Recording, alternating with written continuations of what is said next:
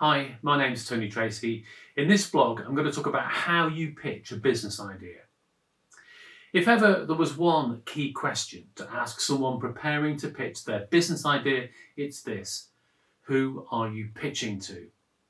There are always going to be several parties you'd pitch an idea to: investors, clients or customers, sponsors, employees, suppliers.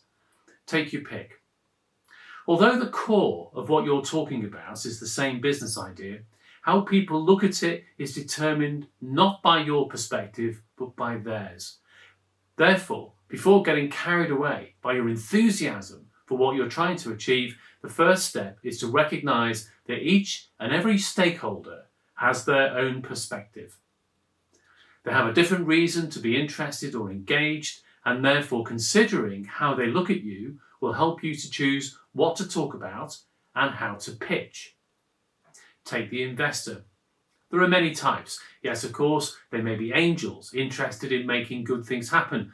They might be harder-nosed, interested in a return.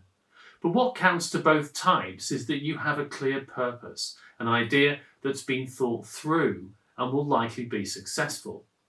That means you'll have a product that will work, that meets a need and therefore can attract customers, that is achievable with reasonable investment, that can be made to happen within a reasonable time frame, that offers reasons to exist because the current competition have flaws and gaps and your product or service intend to exploit that, or because what you offer is genuinely groundbreaking.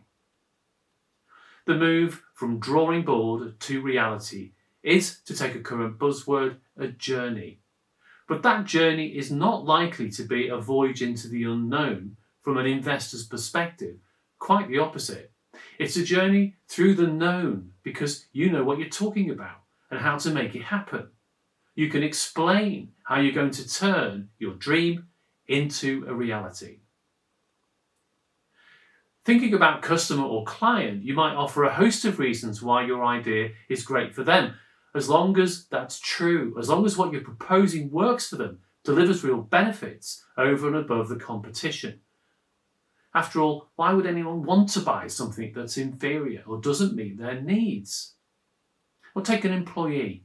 Joining a startup is often attractive because it enables them to get in from the beginning and to shape and create the future success everybody craves. But if that isn't your style, if democratizing your vision means them doing what you tell them to do, what they advocate may be ignored or dismissed.